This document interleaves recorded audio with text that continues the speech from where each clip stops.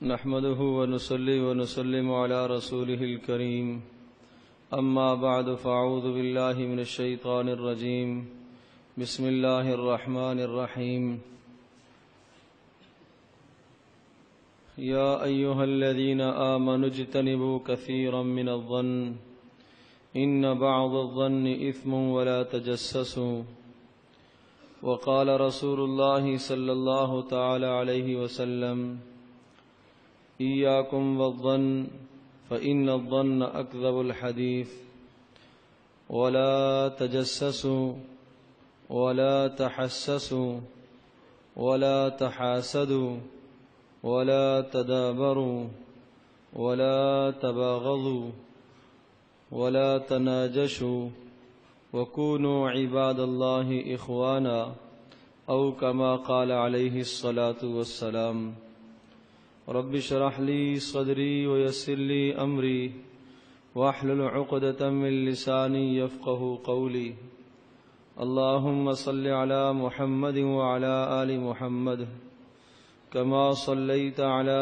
إبراهيم وعلى آل إبراهيم إنك حميد مجيد اللهم بارك على محمد وعلى آل محمد كما باركت على إبراهيم وعلى آل إبراهيم إنك حميد مجيد۔ محترم میرے بھائیوں اور دوستوں اور میری ماں اور بہنوں، نبی اکرم صلی اللہ علیہ وسلم نے اپنی احادیث میں ان سخت سے سخت اسباب کو ذکر فرمایا ہے جن اسباب کی بنیاد پر معاشرے میں بگاڑ پیدا ہو جاتا ہے، خاندانوں میں لڑائی جھگڑے شروع ہو جاتے ہیں اور قتل و غارت کا سلسلہ شروع ہو جاتا ہے، اور ہر انسان دوسرے کی عزت کو برباد کرنے کی سوچتا ہے، دوسرے کے مال پر حملہ آور ہوتا ہے۔ حضرت صلی اللہ علیہ وسلم نے بے شمار احادیث میں ان مضامین کو ذکر فرمایا ہے۔ آج کی نشست میں ان مضامین اور ان احادیث میں سے چند احادیث کو آپ کے سامنے ذکر کرتے ہیں، اور ان احادیث کی روشنی میں پھر ہم دیکھتے ہیں کہ ہمارے معاشرے میں، ہمارے ماحول میں آیا وہ اسباب موجود ہیں جن اسباب کی بنیاد پر آپس میں لڑائیاں اور جھگڑے شروع ہو جاتے ہیں۔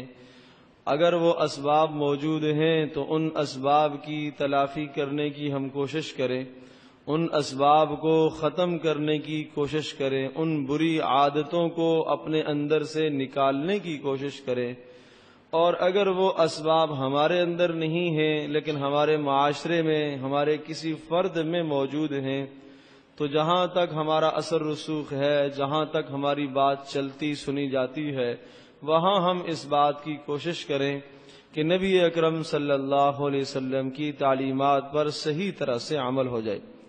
اللہ تبارک تعالی نے حضرت صلی اللہ علیہ وسلم کو ہدایت والا نبی بنا کر بھیجا ہے، اور نبی اکرم صلی اللہ علیہ وسلم کی تعلیمات ایسی مبارک تعلیمات ہیں کہ اگر آدمی ان مبارک تعلیمات کے مطابق زندگی گزارتا ہے تو گھر میں، معاشرے میں، ماحول میں امن، سکون، چین والی زندگی نصیب ہونے لگتی ہے، اور اگر ان تعلیمات سے ہٹ کر زندگی گزارتا ہے تو وہ جو گھر کتنے مال سے تیار کیا ہوا ہے اور دنیا کا سارا سامان اس میں موجود ہے، ناز اور نعمت اور نخرے کی ہر چیز وہاں موجود ہے، لیکن سکون سے وہ گھر، وہ گھرانہ، وہ خاندان محروم ہے۔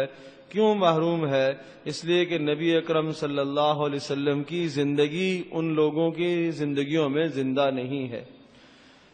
تو میرے عزیز دوستوں اور بزرگوں، حضرت صلی اللہ علیہ وسلم جو مبارک تعلیمات لے کے آئے ہیں، ایسی محبت اور ایسے پیار والی باتیں ہیں۔ حضرت صلی اللہ علیہ وسلم جب مبعوث ہوئے اور نبی بنا کے بھیجے گئے تو اس وقت ایسا سخت ماحول تھا کہ ہر آدمی دوسرے کا قاتلی دشمن تھا، اور چھوٹی چھوٹی بنیادوں پر لڑائیاں ہو جایا کرتی تھیں، اور وہ لڑائیاں اتنی طویل ہو جاتی کہ خاندانوں کے خاندان لقمہ اجل بن جایا کرتے تھے، موت کے گھاٹ اتر جاتے تھے، لیکن لڑائیاں ختم نہیں ہوتی تھی۔ یہ حال تھا۔ اوس اور خزرج دو مدینہ منورہ کے مشہور قبیلے تھے۔ ان قبیلوں میں زمانے سے جنگیں چلی آ رہی تھی، لڑائیاں چلی آ رہی تھیں اور آپس کے اختلافات تھے۔ ایک آدمی کی اونٹنی دوسرے آدمی کے باغ میں چلی گئی، اس نے اس اونٹنی کو مار دیا۔ اس بنیاد پر 10 سال جنگ لگی رہی، 10 سال قبیلوں میں جنگ لگی رہی۔ بس بیچ میں کچھ مہینے ایسے آتے تھے کہ وہ لڑائی نہیں کیا کرتے تھے اور وہ مہینے قابل احترام سمجھا کرتے تھے، 1 یا 2 مہینے، ورنہ پورا سال لڑائی چلتی رہتی تھی۔ اور اس قبیلے کا آدمی اگر اس قبیلے کے پاس سے گزرتا بس اسے موت ہی موت ہوتی تھی۔ یہ حالات تھے۔ حضرت صلی اللہ علیہ وسلم نے وہ مبارک اعمال سکھائے اور بتائے کہ جن اعمال کو جب ان لوگوں نے سینے سے لگایا، زندگی میں زندہ کیا، تو وہ ایک دوسرے کے جو قاتلی دشمن تھے وہ ایک دوسرے پر جان قربان کرنے لگے، جان نچھاور کرنے لگے۔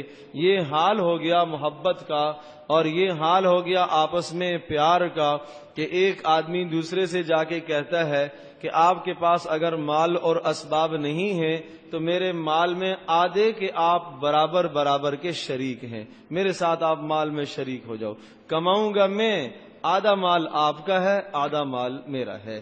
اسی طرح سے ایک دوسرے سے جا کے یوں کہتا ہے کہ آپ مکہ مکرمہ سے ہجرت کر کے مدینہ منورہ آئے ہیں اور آپ کا خاندان وہاں ہی رہ گیا، بیوی بچے آپ کے وہاں ہی رہ گئے، اور آپ کے گھر کی ضروریات کے لیے اور آپ کی خدمت داری کے لیے کسی خاتون کی ضرورت ہے، تو میری 2 بیویاں ہیں، اگر آپ چاہتے ہو تو میں ایک کو طلاق دے دیتا ہوں، عدت جب پوری ہو جائے تو اس سے آپ نکاح کر لیجیے گا۔ یہ حال ہو گیا آپس میں محبت کا، یہ حال ہو گیا آپس میں رواداری کا، یہ حال ہو گیا کہ ایک آدمی آتا ہے آپ علیہ الصلوۃ والسلام کی خدمت میں، اور نبی اکرم صلی اللہ علیہ وسلم ارشاد فرماتے ہیں کہ کون ہے جو اسے لے کے جائے گا، کھانا کھلائے گا۔ ایک صحابی اسے لے کے چلے جاتے ہیں اور رات ہے، گھر میں جا کے بیوی سے پوچھا کھانے کی کوئی چیز موجود ہے؟ بیوی نے کہا تھوڑے سے جو پڑے ہوئے ہیں اور اتنے ہیں کہ اس وقت بچوں کی خوراک کا بندوبست ہو جائے گا۔ کہا ایسا کرو بچوں کو تم سلا دو، بچوں کو بھوکا ہی سلا دیا، اور وہ کھانا جو مختصر سا کھانا تھا وہ جو پیسے گئے پکائے گئے اور روٹی مہمان کے سامنے رکھ دی گئی۔ اب مہمان کے سامنے جب روٹی رکھی ہے تو یہ خود بھی صاحب خانہ میزبان بھی ہیں، مہمان بھی ہے۔ روٹی اتنی ہے کہ ایک آدمی پیٹ بھر کے کھائے گا۔ انہوں نے بجائے یہ کہ خود ساتھ شروع کر کے کھائیں، انہیں کھانا شروع کروا دیا اور چراغ آہستہ سے بجھا دیا۔ کیوں بجھا دیا؟ تاکہ مہمان یہ نہ دیکھے کہ یہ کھانا نہیں کھا رہا، ساتھ ساتھ کھانے کی آواز کرنے لگے، جیسے منہ سے آدمی آواز کرتا ہے، یہ تاثر دینے لگے کہ میں بھی آپ کے ساتھ برابر کا کھانے میں شریک ہوں۔ ایک لقمہ بھی نہیں لیا، اپنے مسلمان بھائی کا پیٹ بھرا اور اسے خوب کھلایا۔ یہ رات کی تنہائی ہے، گھر کی بتی بجھی ہوئی ہے، کوئی بھی نہیں جانتا، اللہ کے نبی کو بھی معلوم نہیں ہے، لیکن وہ اللہ جس کے لیے کیا تھا وہ تو جانتا ہے۔ اس کے لیے کوئی اندھیرا نہیں ہے، اس کے لیے روشنی اور اندھیرا برابر ہے، اس کے لیے اجالا اور روشنی برابر ہے، اس کے لیے تاریک برابر ہے۔ وہ زمین کی تہوں میں بھی دیکھتا ہے، جانتا ہے، وہ آسمانوں کی بلندیوں کو بھی دیکھتا ہے اور جانتا ہے، وہ سمندروں کی تہوں میں بھی جانتا ہے۔ تو وہ مالک اور وہ خالق حضرت جبریل علیہ السلام کو بھیجتے ہیں قرآن مجید کی آیت دے کر کہ جاؤ جا کے حضرت محمد صلی اللہ علیہ وسلم کو یہ کلام سنا کے آؤ، والذین تبوؤا الدار والایمان من قبلہم یحبون من ہاجر الیہم ولا یجدون فی صدورہم حاجۃ مما اوتوا ویؤثرون علی انفسہم ولو کان بہم خصاصہ۔ یہ وہ لوگ ہیں کہ جنہوں نے آنے والوں کا استقبال کیا، وہ اعزاز اور وہ عزتیں بخشیں کہ خود بھوکے رہے لیکن سامنے والوں کو کھانا کھلایا۔ صبح نبی پاک صلی اللہ علیہ وسلم کی خدمت میں وہ صحابی حاضر ہوئے اور حضرت صلی اللہ علیہ وسلم نے انہیں یہ آیت پڑھ کے سنائی کہ آپ نے کیا عمل کیا ہے۔ اللہ پاک نے آپ کے حق میں تو قرآن اتارا ہے۔ تو میرے عزیز دوستوں اور بزرگوں اور ماں اور بہنوں، یہ آپس میں رواداریاں اور یہ آپس میں محبتیں اس طرح سے پھیل گئی تھیں۔ تو نبی پاک صلی اللہ علیہ وسلم نے ان اسباب کی طرف رہنمائی فرمائی ہے کہ دیکھو یہ اسباب اپنے اندر نہ پیدا ہونے دو، ان اسباب سے لڑائیاں پیدا ہوتی ہیں۔ مثلا آپ نے ارشاد فرمایا لا تحاسدوا، حسد نہ کیا کرو ایک دوسرے پر، اس لیے کہ حسد وہ بنیادی مرض ہے جس وجہ سے خاندان میں، معاشرے میں بگاڑ پیدا ہوتا ہے۔ حسد کس بنیاد پر آدمی کو آتا ہے؟ حسد کہتے کس کو ہیں؟ حسد کے متعلق مفسرین اور محدثین نے لکھا ہے کہ آپ نے اپنے سامنے والے بھائی کے پاس کوئی نعمت دیکھی، نعمت دیکھ کر یہ دل میں تمنا ہونے لگے کہ یہ نعمت اس سے چھن جائے اور میرے پاس آ جائے، یہ حسد ہے۔ اور اگر یہ تمنا نہیں کرتا میرے پاس آنے کی، یہ صرف تمنا کرتا ہے کہ بس یہ حسد، یہ نعمت اس سے چھن جائے، یہ اس کا استحقاق نہیں رکھتا، یہ نعمت اس کو کیوں ملی ہوئی ہے، فرمایا یہ حسد کا اور برا درجہ ہے۔ اپنے پاس آنے کی تمنا اور طمع نہیں ہے، بس یہ خیال کرتا ہے کہ اسے کیوں ملی ہوئی ہے، یہ تو اس کا مستحق نہیں ہے، اس کو مال کیوں ملا ہوا ہے، اس کو دنیا کی عزت کیوں دی گئی ہے، اس کے بچے کیوں اچھے ہیں، اس کے بچے کیوں نیک ہیں، اس کے بچوں نے اچھی تعلیم کیوں حاصل کی ہے۔ اور یاد رکھیے گا، جس آدمی سے ہمیں حسد ہوتا ہے اس کی ایک پہچان بتا دوں، بہت بہترین پہچان ہے، سارے دیکھ لیں، اپنے آپ کو دیکھ لیں، میں بھی دیکھ لوں، آپ بھی دیکھ لیں کہ اگر جس انسان سے ہمیں حسد ہے، ہم 1000 بار کہیں مجھے حسد نہیں ہے، ہم 1,00,000 بار کہیں مجھے حسد نہیں ہے، لیکن ایک پہچان ہے، پہچان یہ ہے کہ اس محسود کا تذکرہ اگر آپ کے سامنے کوئی کرتا ہے، کیا مطلب کہ جو آدمی ہمیں اچھا نہیں لگتا، جس سے ہمیں حسد ہو رہا ہے، جس سے ہمیں جلن ہو رہی ہے، اگر اس کی اچھائی ہمارے سامنے آتی ہے، اگر ہم اسے برداشت نہیں کرتے تو یہی حسد کی علامت ہے، بس یہ حسد کی علامت ہے۔ پڑوسی ہے، اللہ پاک نے اسے مال سے نوازا ہے، اللہ نے اسے عزت دے دی ہے، اللہ پاک نے اس کو شرافت دے دی ہے، تو اگر اس کی اچھائی کا کوئی اور تذکرہ ہمارے سامنے کرتا ہے، چونکہ ہمیں اس سے جلن ہے، ہمیں اس سے حسد ہے، ہم فوراً کہتے ہیں رہنے دو بھائی، رہنے دو، ہمیں معلوم ہے وہ کیا ہے، آپ نہیں جانتے ہو۔ یہ حسد کی علامت ہے، یہ حسد کی پہچان ہے۔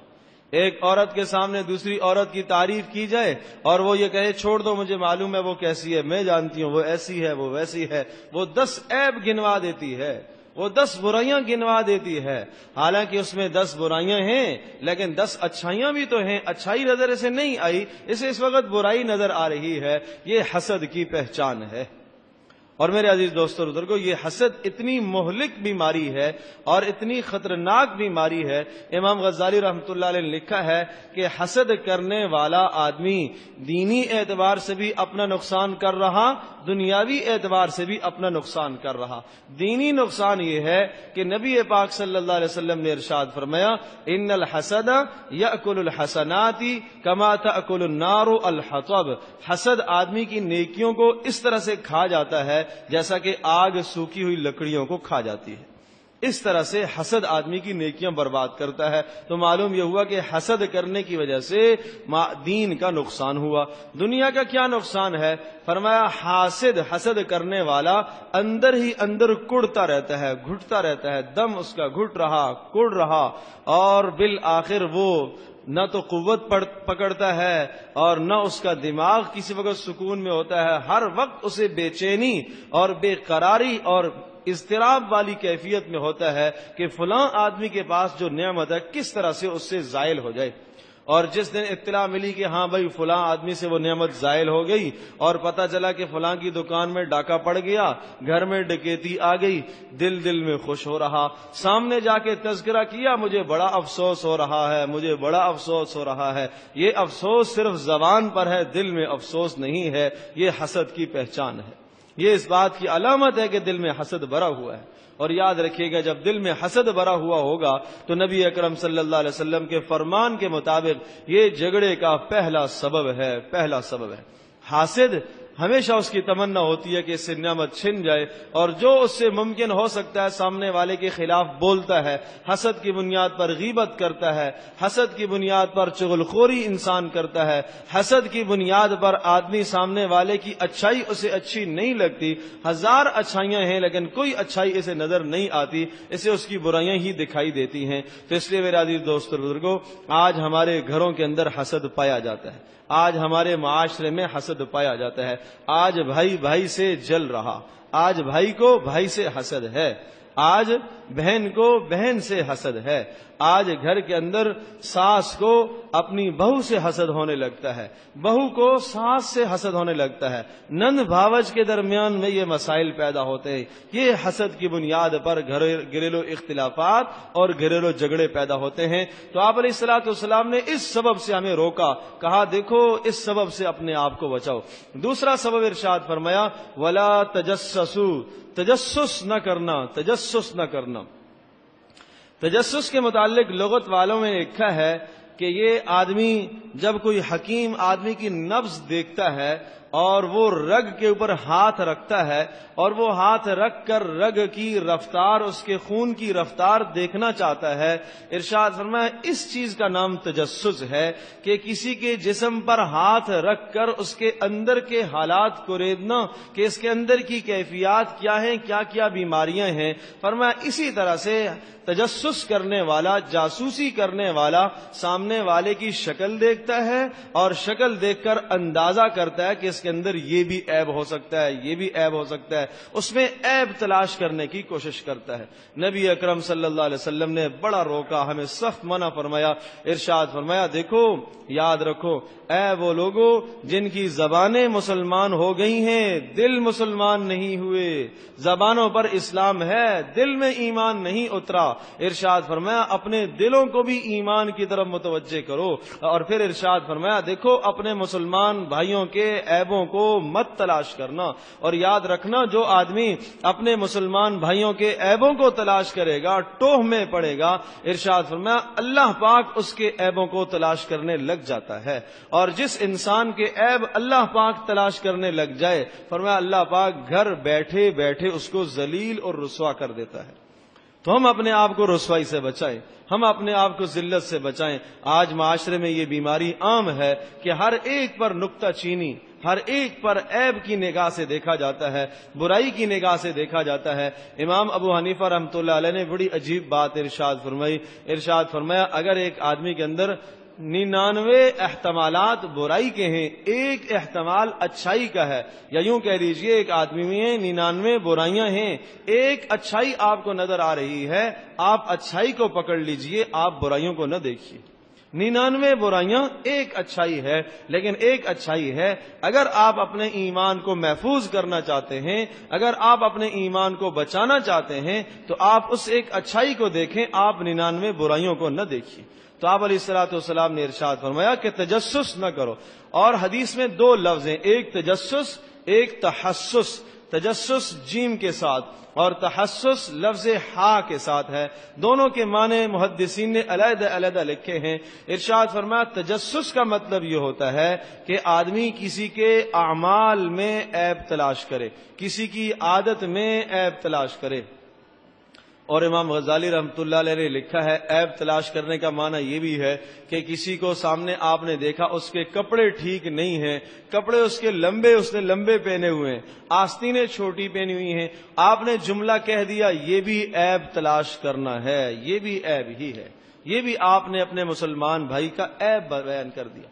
اور نبی اکرم صلی اللہ علیہ وسلم نے ارشاد فرمایا کہ جس نے اپنے مسلمان بھائی کے عیب کو دیکھا اور پردہ ڈال دیا، چھپا لیا، ارشاد فرمایا اس نے ایسا کیا جیسا کہ زندہ دفن کی ہوئی لڑکی کو اس نے زمین سے نکال لیا، کہ کسی ظالم نے ایک لڑکی کو زندہ درگور کر دیا، زندہ اسے دفن کر دیا، اس نے اس کی جان جا کے بچا لی۔ ارشاد فرمایا اس طرح سے عیب کو چھپانے والا انسان ہے۔ اور ارشاد فرمایا جو آدمی آج مسلمانوں کے عیبوں کو چھپائے گا، قیامت کے دن اللہ پاک اس کے عیب کو چھپائے گا، اللہ پاک اس کے عیبوں کو پردہ ڈالے گا۔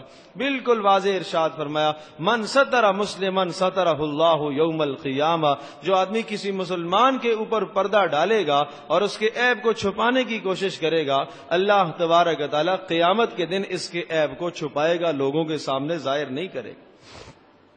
آج آپ جانتے ہیں تجسس کا مادہ ہر انسان میں ہے، ہر انسان میں تجسس اور جاسوسی کا مادہ پایا جاتا ہے۔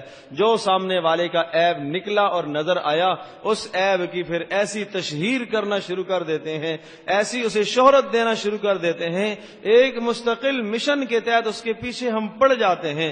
دیکھو مسلمانوں کی ٹوہ کے پیچھے نہ پڑا کرو۔ اور پھر آپ علیہ الصلوۃ والسلام نے ارشاد فرمایا تجسس بھی نہ کرو، تحسس بھی نہ کرو۔ تحسس کیا ہے؟ ارشاد فرمایا تحسس یہ ہے کہ کسی مسلمان کی حرف گیری کرنا، اس کی زبان سے غلط جو جملہ نکلا ہے یا اس کی زبان سے جو بھی لفظ نکلا ہے اس کا غلط مفہوم لینا، یہ تحسس کہلاتا ہے۔ اس کا غلط مفہوم اپنی طرف سے متعین کرنا کہ اس کی مراد یہ ہے، اس نے کچھ بھی کہا ہے، اس کی کوئی بھی مراد ہے، ہم اپنی طرف سے مراد متعین کریں کہ بھئی اس کی یہ مراد تھی، اس نے یہ اس لیے کہا، اس کی یہ مراد تھی، حالانکہ کہنے والے کے فرشتے بھی نہیں جانتے، اس نے اپنی طرف سے گھڑ لی ہے کہ اس کی یہ مراد تھی۔ تو یہ بھی بڑا برا عمل ہے کہ کسی کی بات کے اندر حرف گیری کر کے برا مفہوم سوچ لیا اور نکال لیا، تو اس کو تحسس کہتے ہیں۔ تو رسول پاک صلی اللہ علیہ وسلم نے ہمیں اس سبب سے بھی روکا، یہ بھی وہ سبب ہے جو معاشرے میں جھگڑا پیدا کرتا ہے، یعنی تجسس کرنا، تحسس کرنا، جاسوسی کرنا، حرف گیری کرنا، نکتہ چینی کرنا۔ ارشاد فرمایا ویل لکل ہمزۃ لمزہ، بربادی ہے، ہلاکت ہے ہر عیب نکالنے والے انسان کے لیے۔ سورۃ لمزہ قرآن مجید میں ارشاد فرمایا برباد ہے ایسا انسان کہ جو لوگوں کے ٹوہ میں پڑتا ہے، لوگوں کے عیب نکالتا ہے، تتبع کرتا ہے۔ عیسیٰ علیہ الصلوۃ والسلام کا ایک واقعہ آتا ہے، اللہ اکبر، عجیب لوگ تھے۔ ایک آدمی کو اپنی آنکھوں سے دیکھا چوری کرتے ہوئے، اپنی آنکھوں سے دیکھا، اللہ کا پیغمبر ہے، اللہ کا نبی ہے، وہ دیکھ رہا ایک انسان چوری کر رہا ہے۔ کہا ارے ظالم، جب وہ فارغ ہو کے آ گیا کیوں چوری کی تو نے؟ قسم کھا کے بیٹھا وہ آدمی کہ میں نے نہیں چوری کی، قسم کھا لی اس نے، میں نے نہیں چوری کی۔ عیسیٰ علیہ الصلوۃ والسلام نے فوراً ارشاد فرمایا اچھا میری آنکھوں نے غلط دیکھا، میری آنکھوں نے غلط دیکھا، اس لیے کہ آپ نے اللہ کا نام استعمال کر لیا ہے، بس یہی کہا جا سکتا ہے، ممکن ہے میری آنکھوں نے غلط دیکھا ہو، آپ نے ایسا نہیں کیا۔ دیکھو کس طرح سے پردہ ڈال دیا، کس طرح سے پردہ ڈال دیا۔ تو میرا عزیز دوستو اور بزرگوں، آج ہم نے نہیں دیکھا، جب بھی ہم کہتے ہیں کہ نہیں یہ یہی ہے، اس نے یہ کیا ہے، اس نے یہ کیا ہے، ہزاریں ذہن میں تخمینے اندازے لگا کر، اور ادھر سے شیطان بھی وسوسے ڈالتا ہے، نہیں اس نے ایسا کہا ہوگا، نہیں اس نے ایسا کیا ہوگا، میں جانتا ہوں وہ آدمی ایسا ہے، وہ تو برا آدمی ہے، وہ تو گندا آدمی ہے۔ دیکھو نبی اکرم صلی اللہ علیہ وسلم ایک برے انسان کے متعلق کیا ارشاد فرما رہے ہیں۔ آپ علیہ الصلوۃ والسلام نے لوگوں کو اس کے شر سے بچانے کے لیے بتا دیا کہ یہ برا آدمی ہے، لیکن جب مجلس میں آیا نبی پاک صلی اللہ علیہ وسلم استقبال کے لیے کھڑے ہو گئے۔ لوگوں نے کہا، عائشہ نے کہا اللہ کے رسول آپ تو کہہ رہے تھے بڑا برا آدمی ہے، اور آپ نے جناب اس لیے برائی بیان کی نبی پاک صلی اللہ علیہ وسلم نے کہ اگر آپ علیہ الصلوۃ والسلام نہ بیان کرتے تھے اس کے شر اور اس کی برائی میں دوسرے لوگ بھی مبتلا ہو جاتے، تو اگر کہیں ایسی صورت ہے کہ اس کے فتنے سے لوگوں کو بچانا ہو تو پھر اس کی برائی کا تذکرہ کرنے میں حرج نہیں ہے، کہ اگر اس کی برائی کا تذکرہ نہیں ہوگا تو لوگ فتنے میں پڑ جائیں گے اور لوگ گناہ میں پڑ جائیں گے، پھر تو اجازت دی گئی ہے۔ تو آپ علیہ الصلوۃ والسلام کھڑے تو ہوئے استقبال کے لیے، پوچھا کہ آپ کیوں کھڑے ہوئے؟ ارشاد فرمایا مجھے تو اخلاق کا حکم دیا گیا ہے، وہ جیسا کیسا بھی ہے، مجھے تو بہرحال اخلاق کا حکم ہے، مجھے تو بہرحال اچھائی کا حکم ہے۔ تو دیکھو نبی پاک صلی اللہ علیہ وسلم نے اس طرح سے اپنے کریمانہ اخلاق سے محبت پھیلائی ہے۔ آپ علیہ الصلوۃ والسلام نے محبت کا پیغام دیا ہے، آپ علیہ الصلوۃ والسلام نے امن اور سکون اور آپس میں تعلق کا پیغام دیا ہے۔ تو ارشاد فرمایا دیکھو تجسس بھی نہ کرو، تحسس بھی نہ کرو۔ عبداللہ ابن مسعود رضی اللہ تعالیٰ عنہ ایک مرتبہ تشریف فرما ہے، ایک آدمی آیا باہر سے مجلس میں آیا اور لوگوں نے کہا حضرت حال اس کا یہ ہے کہ اس کی داڑھی سے شراب کے قطرے ٹپک رہے، اس کی داڑھی سے شراب کی بدبو آ رہی ہے۔ عبداللہ ابن مسعود نے ارشاد فرمایا رضی اللہ تعالی عنہ نے کہا دیکھو بھائی سن لو، اگر ہم ظاہری اس کو شراب پیتا دیکھیں گے تو ہم گرفت کریں گے، پھر ہم اس کو پکڑیں گے، عدالت میں لے کے جائیں گے، قاضی کے پاس لے کے جائیں گے اور اسے کوڑے لگوائے جائیں گے۔ جس چیز کو ہم نے دیکھا نہیں ہے اس چیز کے پیچھے ہم کیوں پڑے؟ ہمیں تجسس سے اللہ نے جب روکا ہے تو ہمیں تجسس کی ضرورت نہیں ہے، ہمیں ضرورت نہیں ہے۔ آپ کہیں بدبو آ رہی ہے، ممکن ہے کسی ایسے آدمی سے مل کے آیا ہے جو شراب پی ہے، اس نے نہ پی ہو، آپ اچھی تعویل کیوں نہیں کر لیتے؟ آپ اچھی بات کیوں نہیں سوچ لیتے؟ ممکن ہے اس کے پاس بیٹھا ہوا ہے اور وہاں سے کوئی قطرہ اڑا اٹھ کے یہاں آ گیا اور یہاں قطرہ پڑ گیا اور اس قطرے کے آثار ہیں، یہ بھی تو ہو سکتا ہے۔ تو دیکھیں اپنے ایمان کو ان لوگوں نے کس طرح سے بچایا، دوسروں کے عیوب کے پیچھے پڑ کر اپنے ایمان کو انہوں نے برباد نہیں کیا۔ اور رسول پاک صلی اللہ علیہ وسلم نے ہمیں یہ بھی بتایا ہے کہ جو آدمی دوسروں کے عیبوں کے پیچھے پڑتا ہے اللہ پاک اس کے سامنے اپنے عیوب چھپا دیتے ہیں، اور جب اپنے عیوب اس کے چھپ گئے ارشاد فرمایا وہاں سے اس کی بربادی شروع ہو جاتی ہے۔ حضرت صلی اللہ علیہ وسلم نے ایک اور حدیث میں ارشاد فرمایا کہ جس انسان کے ساتھ اللہ پاک بھلائی کا اور خیر کا ارادہ کرتے ہیں اللہ تبارک و تعالیٰ اس کے عیوب اس کی آنکھوں کے سامنے لے آتے ہیں، اس کی برائیاں اس کی آنکھوں کے سامنے لے آتے ہیں، اور لوگوں کے عیب اور لوگوں کی برائیاں اللہ پاک اس سے چھپا دیتے ہیں۔ یہ اس بات کی علامت اور دلیل ہے کہ اللہ پاک نے اس کے ساتھ بھلائی اور خیر والا ارادہ کر لیا ہے۔ اور اگر ایسا نہیں ہے ارشاد فرمایا اگر یہ لوگوں کے عیب ڈھونڈ رہا، لوگوں کی برائیوں کے پیچھے پڑ رہا ہے تو یہ اس بات کی دلیل ہے کہ اللہ پاک نے اس کے ساتھ بھلائی نہیں، اللہ پاک نے اس کے ساتھ خیر والا ارادہ نہیں فرمایا۔ ہاں اس کا فیصلہ برا ہے اور اس کا خطرہ ہے کہ یہ ایمان برباد کر بیٹھے، اور خطرہ اس بات کا کہ یہ اپنے اعمال صالحہ کو ضائع کر دے۔ اس لیے نبی پاک صلی اللہ علیہ وسلم نے تجسس سے بھی منع فرمایا، تحسس سے بھی منع فرمایا۔ ایک اور بات آپ علیہ الصلوۃ والسلام نے ارشاد فرمایا دیکھو ولا تناجشوا، نجش نہ اختیار کیا کرو۔ یہ کاروباری معاملہ ہے، دکانداری معاملہ ہے، بازاری معاملہ ہے، بازاروں کے اندر آج اس حکم کو ضائع کیا جا رہا۔ کیسے؟ ایک آدمی ارشاد فرمایا کہ خریدار ہے، وہ کسی دکاندار کے پاس چیز خریدنے کے لیے جاتا ہے، یا کہیں بھی دو آدمی آپس میں سودا کر رہے ہیں، تیسرا آدمی اس کا خریدنے کا ارادہ نہیں ہوتا، بغیر خریدنے کے ارادے کے جا کے ریٹ میں اضافہ کرنا چاہتا ہے، بات چل رہی ہے 1 لاکھ میں، آپس میں بات طے ہو رہی ہے کسی بھی جگہ کسی بھی چیز کے متعلق، یہ آدمی جا کے کہتا ہے کہ بھائی میں آپ کو 1.25 لاکھ دوں گا، یہ مجھے بیچ دو۔ آپ علیہ السلام نے ارشاد فرمایا ایسا نہ کرا کرو۔ کیوں؟ اس سے آپس میں اختلاف پیدا ہوتا ہے، اس سے آپس میں لڑائی پیدا ہوتی ہے۔ بیچنے والا تو فائدہ دیکھے گا، اس کو جہاں سے 1.25 لاکھ ملے گا وہ اسی کو اختیار کرے گا، اسے جہاں 1000 روپیہ زیادہ ملے گا اسی کو اختیار کرے گا، اسے جہاں 2 پیسے زیادہ ملیں گے وہ اسی کو اختیار کرے گا۔ لیکن آپ نے اگر ایسا کر لیا تو اس کے کرنے کی وجہ سے ارشاد فرمایا کہ جو پہلا خریدار آیا تھا اس کے دل میں آپ نے بغض کا بیج ڈال دیا ہے، اس کے دل میں آپ نے نفرت کا بیج ڈال دیا۔ آپ دیکھتے نہیں ہیں وہ آپ کو نہیں جانتا لیکن بالآخر اس کے چہرے پر برائی تو آئے گی، اس کے چہرے پر برا تاثر تو آئے گا۔ نبی پاک صلی اللہ علیہ وسلم نے اس سے ہمیں روکا، کہا تم ایسا نہیں کرو۔ ایک اور بڑی باریک بات بتائی، ارشاد فرمایا دیکھو تم میں سے کوئی آدمی اپنے بھائی کی منگنی پر منگنی بھی نہ کرے۔ یہ بھی اسی طرح کا معاملہ ہے کہ ایک آدمی کے رشتے کی بات کسی جگہ پر چل رہی ہے، یا ایک خاتون کے رشتے کی بات کسی جگہ پر چل رہی ہے، ابھی معاملہ طے نہیں ہوا ہے، یہ رشتہ لے کے وہاں پہنچ جاتا ہے۔ فرمایا نہیں، معاملہ مطمئن ہونے دو، صاف ہونے دو، اگر وہ نہیں کرتے اس کے بعد آپ پیغام بھیجیے گا، آپ پہلے مت پیغام بھیجو۔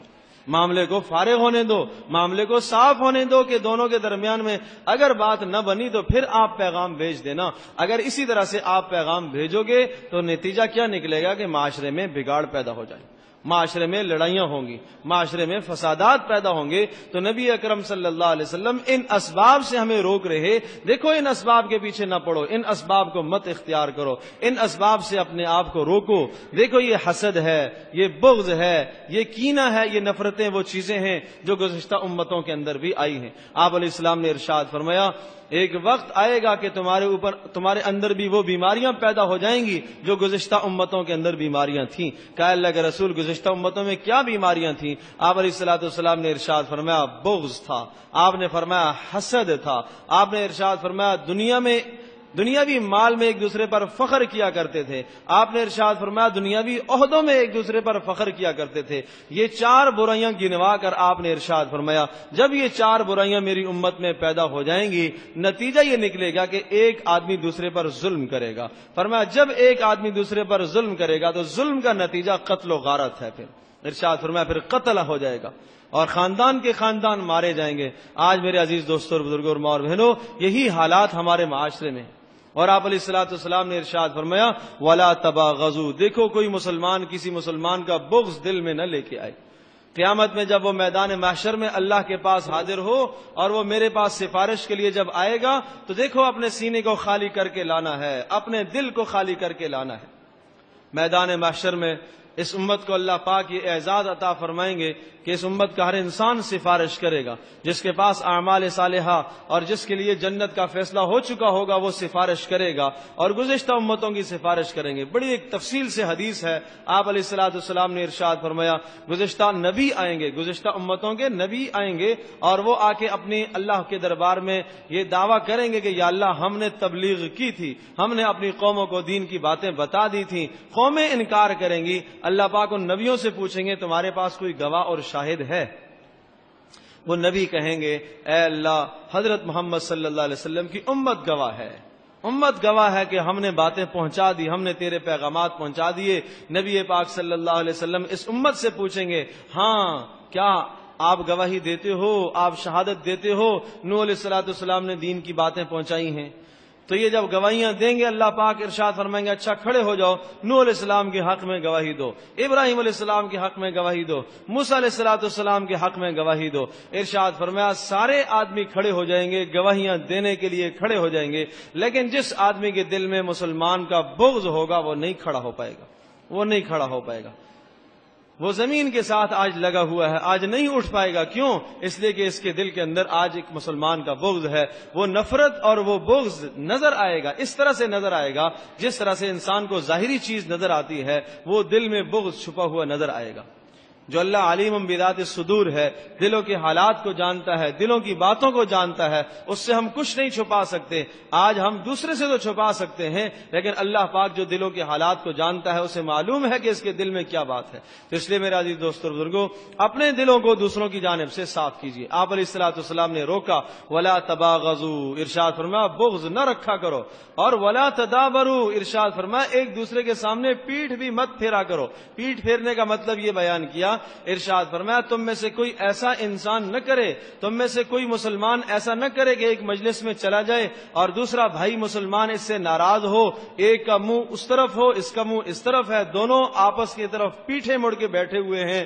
کیوں بیٹھے ہوئے ہیں؟ اس لیے کہ ناراض ہیں. دونوں ایک دوسرے سے نگاہیں نہ ملائیں. فرمایا یہ جائز نہیں ہے، یہ حلال نہیں ہے، یہ تمہارے لیے حرام ہے، اس سے اپنے آپ کو بچانا. اور پھر نبی پاک صلی اللہ علیہ وسلم نے ارشاد فرمایا دیکھو اس موقع پر جب تمہاری نگاہ اپنے بھائی سے نہیں مل پا رہی، کیوں؟ نفرت کی بنیاد پر، اس کے دل میں آپ کی نفرت، آپ کے دل میں اس کی نفرت ہے. فرمایا جو بھی آدمی سلام میں پہل کرے گا اللہ کے نزدیک اس کا مقام بلند ہو جائے گا.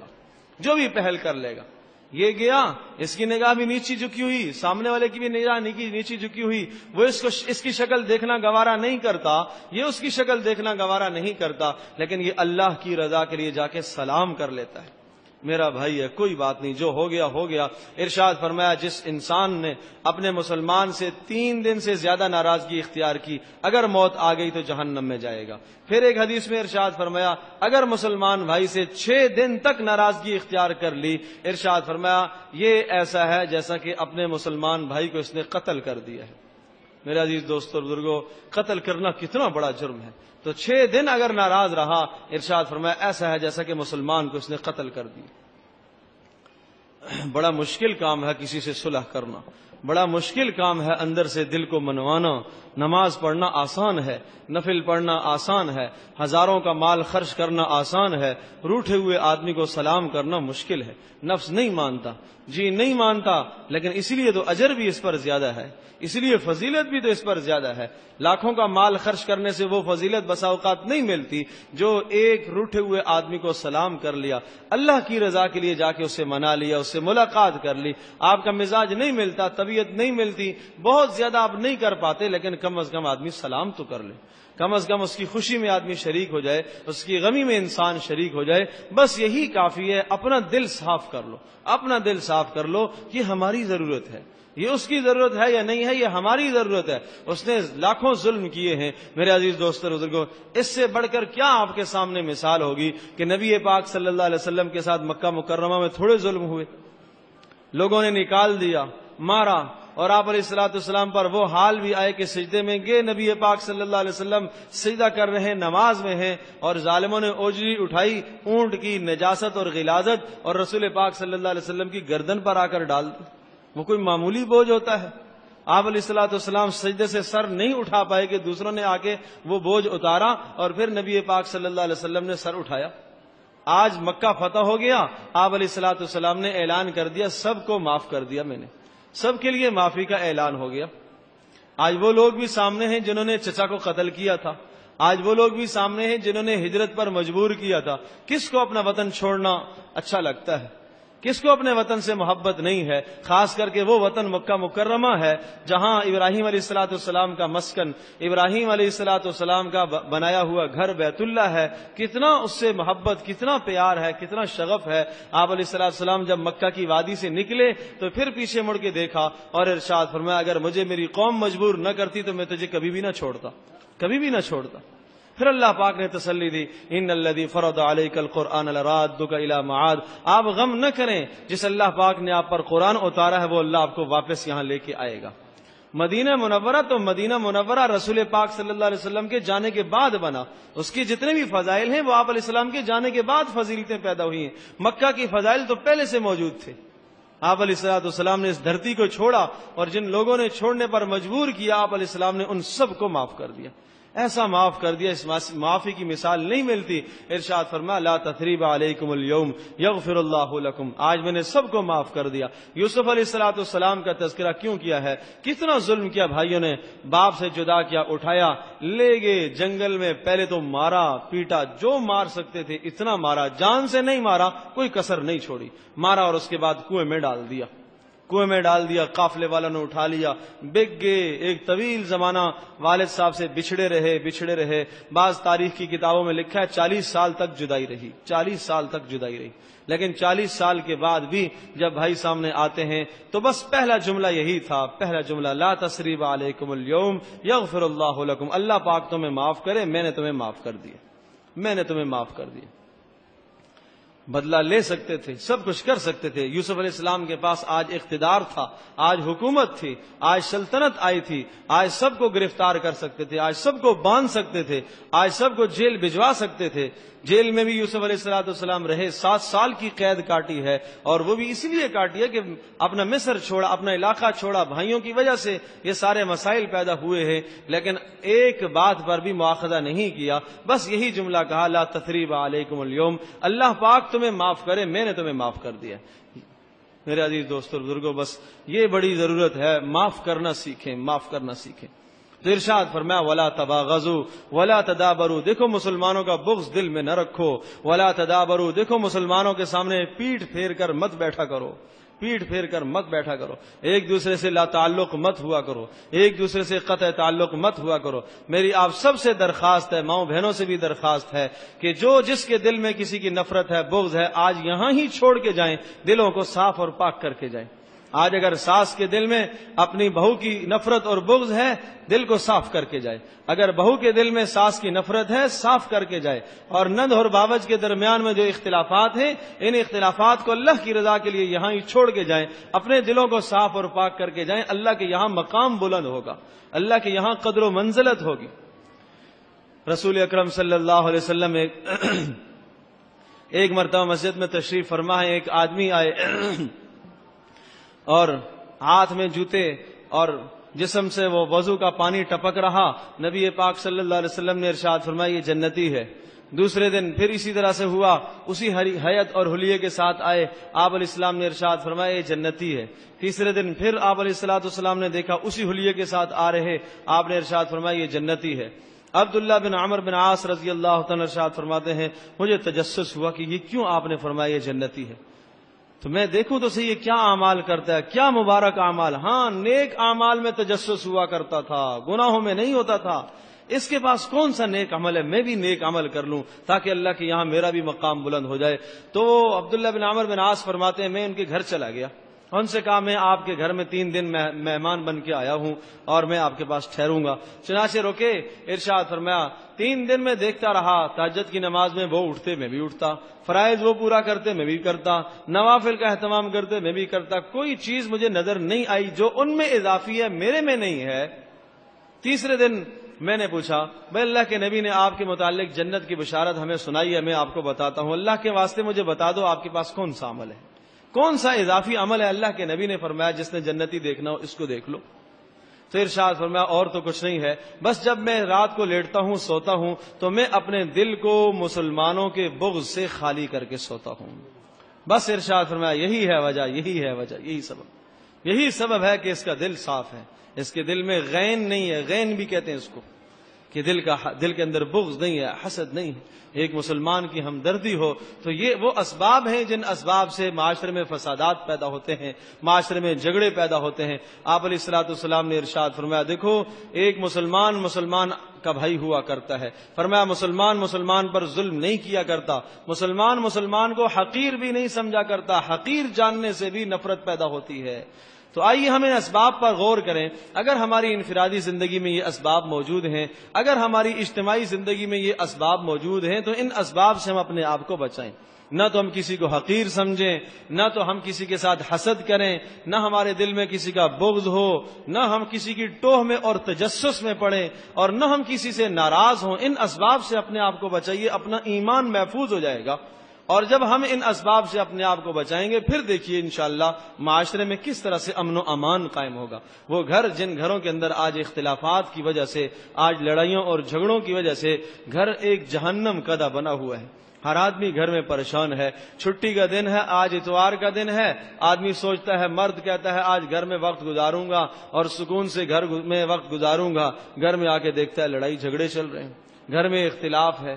ایک ہفتہ کا تھکا ہوا کہتا ہے ایک چھٹی والا دن ہوگا آرام کروں گا، یہاں خاندان کی لڑائیاں چل رہی ہیں، یہاں خاندان کے اختلافات چل رہے ہیں. تو ایک آدمی جو خاندان میں لڑائی اور اختلاف رکھتا ہے، بغض رکھتا ہے، اس بغض کے نتائج پورے خاندان پر پڑتے ہیں. تو اس لیے میرے عزیز دوستوں، بزرگوں اور ماں اور بہنوں، بس درخواست یہ ہے ان برائیوں سے اپنے آپ کو بچائیے اور سچے دل سے ہم توبہ کرتے ہیں کہ ہمارے دل میں کسی مسلمان کا بغض نہ ہو. ہم اپنے دل سے بغض کو بھی نکالیں، حسد کو، کینے کو، نفرت کو، کدورت کو، اور اسی طرح سے کسی کی ٹوہ اور تجسس میں بھی نہ پڑا کریں. اللہ پاک ہم سب کے لیے عمل کرنا آسان فرمائے.